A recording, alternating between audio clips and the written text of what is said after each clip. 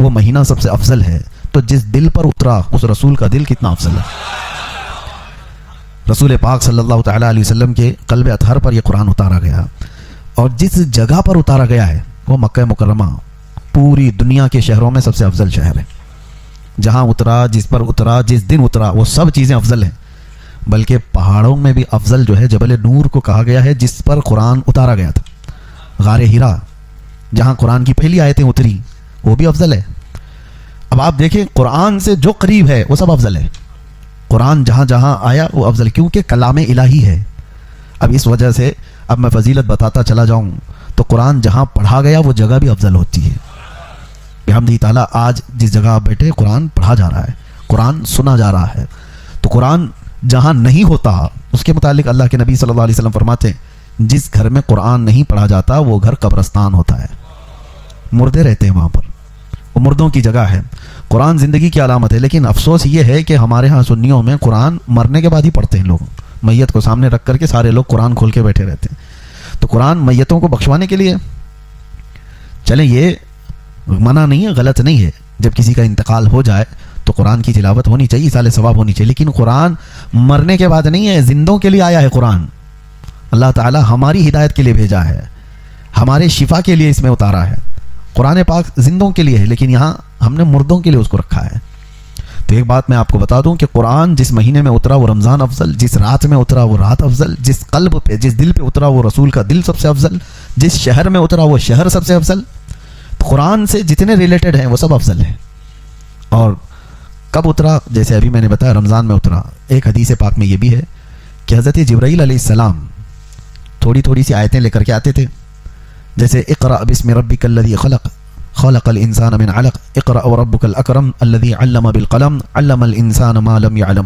یہ 5 آیتیں سب سے پہلے آئی غار ہیرا میں۔ اس کے بعد سیکنڈ جو نزول ہوا قرآن کا وہ 20 آیتیں تھیں، یا ایھا المدثر قم فانذر وربک فکبر وثیابک فطہر۔ چھوٹی چھوٹی آیتیں 20 آیتیں تھیں۔ تو کوئی خاص عدد نہیں کہ اتنی آیتیں ایک دن آتی تھی، اور دن بھی خاص نہیں کہ 2 دن میں آتی تھی، 4 دن میں آتی تھی۔ اللہ کی مرضی، جبرائیل امین کو بھیجا جاتا تھا، کبھی 1 ہفتے کا گیپ ہو جاتا، کبھی 15 دن کا گیپ ہوتا، کبھی روزانہ آتی اور کبھی دن میں کئی مرتبہ آتی۔ قرآن کی آیتوں کے آنے کا انداز الگ الگ تھا۔ اب وہ اس لیے میں عرض کر رہا ہوں کہ یہ جو تھوڑی تھوڑی سی آیتیں آتی گئی اور یہ پورا قرآن اترنے میں کتنے سال لگے؟ 23 سال لگ گئے، 23 ایئرس۔ حضور پاک صلی اللہ تعالیٰ علیہ وسلم پر 23 سال تک قرآن اترتا رہا۔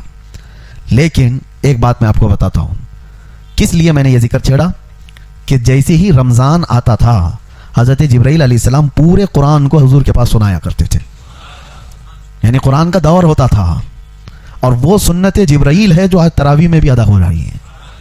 حافظ قرآن سال بھر قرآن پاک کو اس طرح سے پڑھنے اور اس طرح اجتماعی سننے کا موقع ملتا نہیں، تو یہ رمضان آتا ہے تو یہ قرآن پاک سنانے کا، پڑھنے کا اور سننے کا دونوں موقع ملتا ہے۔ اب تراویح میں دیکھیں، جو روایت یہ بتاتی ہے کہ حضور پاک صلی اللہ تعالیٰ علیہ وسلم حضرت جبرائیل کو قرآن سناتے تھے، حضرت جبرائیل کو قرآن سناتے تھے۔ یہ کب سناتے تھے؟ ہر رمضان میں۔ مطلب یہ ہوا کہ ہر رمضان میں جہاں تراویح ہوتی ہے امام سنت مصطفیٰ پر عمل کر رہا ہے، مقتدی سنت جبرائیل پہ عمل کر رہا ہے۔ امام قرآن سنا رہا ہے حضور کی سنت سے، اور سننے والے جبرائیل کی سنت پر عمل کر رہے ہیں۔ اور اسی طرح سننا بھی چاہیے، سونا نہیں چاہیے۔ کبھی کبھار تو ایسا لگتا ہے کہ پڑھے ہم ہیں، تھکے پیچھے والے زیادہ ہیں۔ ان کے جمائیاں، ان کی کھانسیاں، یہ ساری چیزیں خشوع و خضوع کو ختم کرتی ہیں۔ اور آج میں نے ایک آیت تلاوت کی ہے، میں پورے پارے کی تفسیر آپ کے سامنے گھیر نہیں سکوں گا، ابتدا ہے آج۔ تو اللہ تعالیٰ فرماتا ہے وَإِنَّهَا لَكَبِيرَةٌ إِلَّا عَلَى الْخَاشِعِينَ۔ نماز کے متعلق اللہ فرماتا ہے یہ بھاری پڑ جاتی ہے نماز کچھ لوگوں پر، کچھ لوگوں کے لیے نماز بھاری ہے، وہ جلدی سے جلدی بھاگنے کے فراق میں ہوتے ہیں، امام کے پیچھے ٹکٹکی باندھ کر دیکھتے ہیں کہ اب رکوع ہوا کہ تب رکوع ہوا، یہ کتنی لمبی رکعت ہو گئی۔ یہ میں آپ کو شروع میں بتا رہا ہوں کس کے لیے بھاری ہے، تو اللہ تعالیٰ فرماتا ہے یہ منافقین پر بھاری ہے۔ وَإِنَّهَا لَكَبِيرَةٌ إِلَّا عَلَى الْخَاشِعِينَ۔ یہاں پر آیت میں یہ فرمایا گیا ہاں جو اللہ سے ڈرنے والے لوگ ہیں ان پر نماز بھاری نہیں ہے، ان پر نماز بھاری نہیں ہے۔ وہ رسول اللہ کی لخت جگر سیدہ کائنات فاطمۃ الزہرا سلام اللہ علیہا، وہ رات کو سجدے میں گر جاتی تھیں اور صبح کی اذان کا وقت ہوتا تو سر اٹھاتی اور پھر کہتی مولا تیری راتیں کتنی چھوٹی ہے کہ ایک سجدہ پورا مکمل طور پر ہو نہیں ہو پاتا. تو ان کے لیے نمازیں، ان کے لیے سجدے بھاری نہیں ہیں. دل میں اگر نفاق آ گیا ہو تو نماز اس کے لیے بھاری ہے. لوگ بیٹھتے نہیں، بھاگنا ہے. اور رمضان المبارکہ میں اب آپ کبھی سوچتے ہیں شیطان تو چھٹی پہ ہے، شیطان ابھی قید کر لیا گیا. حدیث پاک میں حضور صلی اللہ تعالیٰ علیہ وسلم فرماتے ہیں سرکش جنات اور شیطان مردود کو پورے رمضان میں قید کر لیا جاتا ہے. اللہ تبارک و تعالیٰ قید کر لیتا ہے مومنین کی راحت کے لیے. لیکن پھر بھی شیطان کے ایجنٹ بہت گھومتے رہتے ہیں، شیطانی کام بھی ہو رہے ہوتے ہیں، ساری چیزیں چل رہی ہیں. یہ کیسے؟ اس کو یوں بتایا گیا ہے کہ شیطان نے اپنے 11 مہینے جو اس پر عمل کیا، جتنا اثر ڈالا تھا، وہ پوری طور پر اس نے اس سے اپنے آپ کو آزاد نہیں کیا. اس کا کچھ اثر اب بھی باقی رہ گیا ہے. ہاں یہ اور بات ہے کہ شیطان تو گیا ہے لیکن ساتھ میں ہمارے صرف شیطان نہیں ہوتا، نفس بھی ہے، اور وہ شیطان سے بھی بڑا ڈینجر ہے. آپ کو پتہ ہے پورے 11 مہینے جب بھی نماز نہیں پڑھے، جھوٹ بولے، چغلی کیے، کچھ بھی گناہ کیے تو بلیم کس کے اوپر؟ شیطان کرا دیا. جھگڑا لگا دیا، کس نے کرایا؟ شیطان کرا دیا. ساری برائیاں کون کراتا ہے؟ شیطان کراتا ہے. شیطان ساری برائیوں کا جڑ ہے، ٹھیک ہے مانتے ہیں. لیکن آدم علیہ السلام کو سجدہ کرنے کے انکار جو شیطان نے کیا، اس کو کس نے بہکایا؟ وہ تو خود شیطان ہے. شیطان سارے لوگوں کو گمراہ کرتا ہے، تو پھر شیطان کو کس نے گمراہ کیا تھا؟ شیطان سجدہ کیوں نہیں کیا؟ اکڑ کیوں دکھایا؟ تکبر کیوں دکھایا؟ فرمایا گیا کہ شیطان کو اس کے نفس نے گمراہ کیا تھا. تو پتہ یہ چلا کہ جو شیطان کو بھی گمراہ کرتا ہے وہ نفس، وہ ہمارے ساتھ تو ہے. شیطان گیا ہے لیکن نفس نہیں گیا. اس وجہ سے نفس کی تربیت کے لیے ہی رمضان ہے. اب میں آپ کو بتاؤں، یہ نفس کو اگر ٹھنڈا کرنا ہے، اس کو ریہرسل میں لا کر کے، اس کو تربیت میں لا کر کے صحیح کرنا ہے، تو سب سے بہترین کہا گیا ہے کہ قرآن پڑھو اور قرآن سنو. نفس اس سے معمول پر آتا ہے، نفس کی خرابیاں کم ہوتی ہیں. اور یہ بھی فرمایا گیا کہ روزہ نفس کو توڑ دیتا ہے. ایک صحابی حضور صلی اللہ تعالی وسلم کے پاس آئے، جوان، کہا کہ شادی کرنا ہے لیکن استطاعت نہیں ہے، کیا کروں؟ گناہ ہونے کے اندیشے ہیں. حضور نے فرمایا روزہ رکھو. کیا کرو؟ روزہ رکھو. حضور پاک صلی اللہ تعالیٰ علیہ وسلم نے کس لیے فرمایا؟ کہ روزہ نفسانی خواہشات کو مار دیتا ہے، نفسانی خواہشات کو کم کر دیتا ہے، ختم کرتا ہے. جتنے بھی اولیاء کاملین کو آپ سنیں گے، ان کی تربیت جو ہے روزے سے ہوتی تھی، روزے سے ہوتی تھی. اب یہ رمضان آیا ہی ہمارے پاس ہمارے نفس کی اصلاح کے لیے. اگر اس میں بھی ہم نہیں کر سکے تو پھر کبھی نہیں کر پائیں گے. تو بہرحال آج کی یہ ابتدائی ہماری گفتگو تھی آپ کے سامنے، اور انشاءاللہ العزیز چلتی رہے گی، زندگی باقی رہے تو. رمضان المبارکہ اور قرآن کا جو سنگم ہے، جو تعلق ہے، وہ کیوں میں نے بتایا کہ صرف تقریر کرنے کے لیے نہیں، صرف تراویح کے لیے نہیں. آپ ہاتھوں میں قرآن اٹھاؤ. مہینوں ہو گئے اس قرآن کو اٹھائے ہوئے، اور کتنے تو ایسے ہیں پڑھ بھی نہیں پاتے ہیں، اور کتنے تو ایسے ہیں دیکھ بھی نہیں پاتے ہیں. یہ اللہ کا وہ مقدس کلام آج کائنات میں، آپ کو ایک بہت چیلنج کی بات بتا رہا ہوں، پوری روئے زمین پر حضور صلی اللہ تعالیٰ علیہ وسلم کی نشانیوں میں کوئی ایسی مضبوط نشانی جس کو کوئی بدل نہیں سکا، معجزہ حضور کا کوئی باقی ہے تو قرآن باقی ہے. حضور نے چاند کے ٹکڑے کیے تھے کہ نہیں؟ آپ کا ماننا ہے یہ حضور کا معجزہ ہے. حضور نے ڈوبے ہوئے سورج کو پلٹا دیا، یہ حضور کا معجزہ ہے. نبی پاک صلی اللہ علیہ وسلم نے انگلیوں سے پانی جاری کر دیے، حضور کا معجزہ ہے. حضور کے سامنے پتھر بول پڑے، یہ حضور کا. لیکن یہ سب معجزے دیکھے آپ نے؟ چاند کا ٹکڑے ہونا، سورج کا پلٹ آنا، انگلیوں سے چشمے جاری ہونا دیکھا تو نہیں، حدیثوں میں پڑھا ہے اور علماء سے آپ نے سنا ہے. لیکن حضور پر جو قرآن اترا تھا وہ دیکھ بھی رہے ہو، سن بھی رہے ہو، پڑھ بھی رہے ہو. یہ ایک نشانی ایسی ہے جو ہر گھر میں اور ہر ایک کے پاس موجود ہے. اس سے محبت کرو. اور اللہ کے رسول صلی اللہ تعالیٰ علیہ وسلم نے ارشاد فرمایا، قرآن جب کسی کے ساتھ دوستی کرتا ہے تو اتنی بہترین دوستی کرتا ہے کہ جب اس کے سارے رشتہ دار اسے قبر میں چھوڑ کر جاتے ہیں تو قرآن اس کی دوستی نبھاتا ہے. قبر میں آ کر اس سے کہتا ہے تنہائی میں گھبرانا مت، میں ہوں تیرے ساتھ. دنیا دوستی چھوڑ دیتی ہے روح نکلنے کے بعد، لیکن قرآن نہیں چھوڑتا. تو جو ہمارے تنہائی، قبر کی تنہائی کا دوست ہے، اسے آپ اٹھاتے کیوں نہیں؟ اسے آپ پڑھتے کیوں نہیں؟ رکوع 2 رکوع پڑھنے کے بعد لوگ غائب ہو جاتے ہیں. جوش میں ابھی رمضان میں اٹھائیں گے کچھ، پہلے دن 4 صفحے 5 صفحے پڑھ کر کے اس کے بعد پھر دھیرے دھیرے دھیرے نیچے ہوتے چلے جائیں گے. 5ویں 6ٹھے روزے کے بعد تو پھر قرآن ویسے کے ویسے ہو جاتا ہے. یا کچھ لوگ 10 رمضان تک. ہونا تو یہ چاہیے کہ پورا ختم قرآن رمضان میں ہر ایک مسلمان کا ہونا چاہیے. روزانہ 1 پارہ وہ تلاوت کرے تو 30 رمضان تک انشاءاللہ العزیز ختم قرآن ہو جائے گا. ورنہ زندگی میں آپ مجھے بتاؤ کب موقع ملتا ہے کب موقع ملتا ہے. ہمارے اولیاء کاملین جن کی آپ اقتدا کرتے ہیں، امام اعظم ابو حنیفہ رضی اللہ تعالیٰ عنہ جس قبر میں آج آرام کر رہے ہیں بغداد میں، اس علاقے میں جہاں آپ دفن ہیں، فرمایا گیا 4000 ختم قرآن انہوں نے کیے ہیں. 4000 ختم قرآن جہاں ان کی قبر ہے. آپ اندازہ کریں، وہ رمضان المبارکہ میں 61 قرآن ختم کرتے تھے. دن میں 1 قرآن اور رات کو 1 قرآن اور پوری تراویح میں 1 قرآن.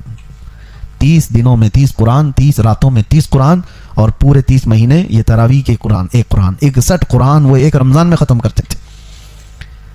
ان اولیاء کاملین اور بزرگوں کے پاس جو کچھ بھی تھا وہ قرآن کے ذریعے سے عروج پائے تھے. اسی لیے شاعر نے کہا ہے، درس قرآن اگر ہم نے نہ بھلایا ہوتا، یہ زمانے نے زمانہ نہ دکھایا ہوتا. ہاں، وہ زمانے میں معزز تھے مسلمان ہو کر، آج ہم خار ہوئے ہیں تو تاریک قرآن ہو کر، یعنی قرآن کو چھوڑ کر کے. قرآن کو اٹھاؤ.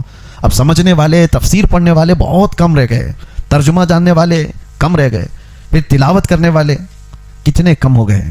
میرے عزیزو، وہ تفسیر اور ترجمے والے تو بہت دور چلے گئے. کم از کم قرآن اٹھانے والے تو آ جائیں ہمارے پاس. قرآن اپنے گھروں میں اٹھاؤ. ابھی جا کر کے دیکھو کہ دھول لگی ہوگی، تمہارے فریج اور تمہاری ٹی ویاں اس سے زیادہ صاف رکھی جاتی ہیں. بار بار روزانہ جھٹکتے ہیں، صوفے صاف کیے جاتے ہیں اور قرآن کو اسی طرح سے تنہا چھوڑ دیا جاتا ہے. مہینوں ہو گئے، برسوں ہو گئے، قرآن کو چھوا بھی نہیں. کب چھوا؟ قسم کھانے کے لیے. کب چھوا؟ جب کسی کی موت ہو گئی تو قرآن جلدی جلدی جھاڑ کر کے اٹھایا گیا. اور ایک بات میں آپ کو بتاتا ہوں، اللہ کے نبی صلی اللہ علیہ وسلم فرماتے ہیں، قیامت کے دن قرآن اور رمضان جس کے خلاف کھڑے ہو گئے، اسے دوزخ میں جانے سے کوئی نہیں روک سکتا، اسے جہنم میں جانے سے کوئی نہیں بچائے گا. اور اللہ کے نبی صلی اللہ علیہ وسلم جب دعا کرتے تھے تو ہاتھ حضور صلی اللہ تعالیٰ علیہ وسلم کے ہلتے تھے جب یہ دعا کرتے تھے، اللہم اجعل القرآن حجتا لنا لا حجتا علینا. اے اللہ، قرآن کو ہمارے لیے سفارشی بنا، قیامت کے دن ہمارے خلاف مقدمہ کرنے والا مت بنا.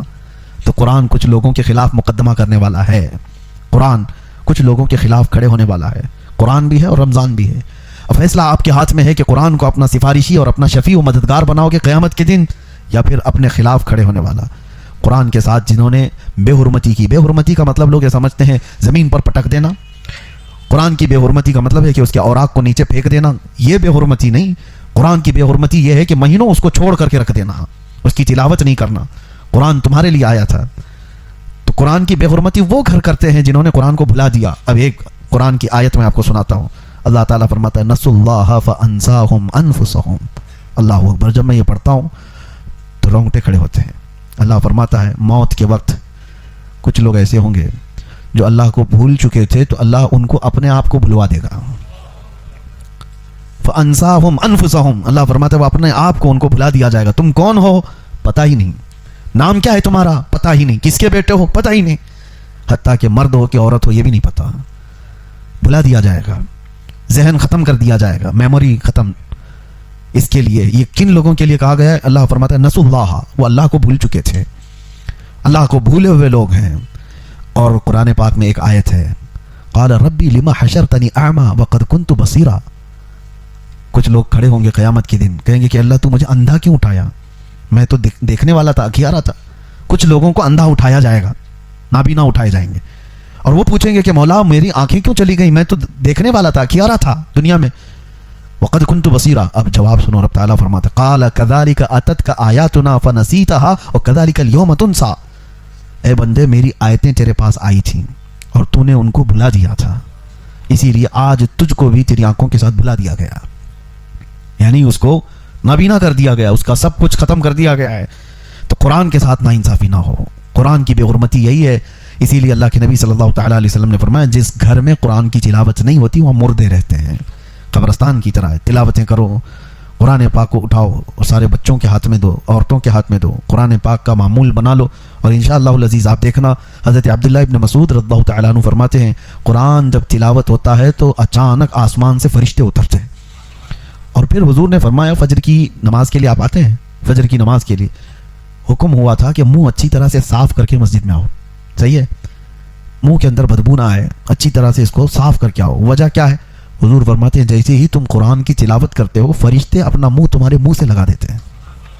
قرآن کی آیتیں سیدھے تمہارے منہ سے وہ اپنے منہ میں لیتے ہیں، تو ان کو تمہارے منہ کی بدبو سے کراہت نہ ہو، تکلیف نہ ہو، اس لیے تمہارے منہ کو صاف کرنے کا حکم دیا گیا. تو قرآن کو آپ سمجھے کیا ہو؟ قرآن کیا ہے؟ یہ وہ معجزہ ہے جو آج بچوں کے سینوں میں اتر جاتا ہے. کوئی اور کتاب یاد کر کے دکھاؤ. اللہ کا فضل ہے, کروڑا احسان ہے. آج میں نے آپ کے سامنے جو تراویح پڑھائی, میری عمر کی یہ 26ویں محراب ہے الحمدللہ. 26واں سال ہے. 25واں سال میں نے سلور جبلی جیل میں بنا لیا. نہیں, یہ 27واں سال ہے. پچھلے سال 26 تھا. 2024 میں جو ہم اندر تھے تو اس وقت 25واں سالانہ تراویح جو ہماری ہوئی الحمدللہ, وہ بھی چھوٹی نہیں تھی. ہاں, کرمنلز کے بیچ میں بھی ہم نے تراویح سنائی ہے الحمدللہ. اور اس وقت بھی مجھے یاد ہے, آج جس طرح آپ کے سامنے میں قرآن کی فضیلت بیان کر رہا ہوں تو وہاں موجود قیدیوں کو ایک رمضان بیرک بنا دی جاتی ہے. رمضان آتے ساتھ ہی سارے مسلمانوں کو ایک جگہ, تو الٹے سیدھے لوگ ہوا کرتے ہیں اس میں, کیسے کیسے لوگ دیکھا تو مجھے خود کی گھبراہٹ تھی کہ یہ نماز روزے والے تھوڑی نہ ہیں, ان کو کہاں نماز کی بات ہے.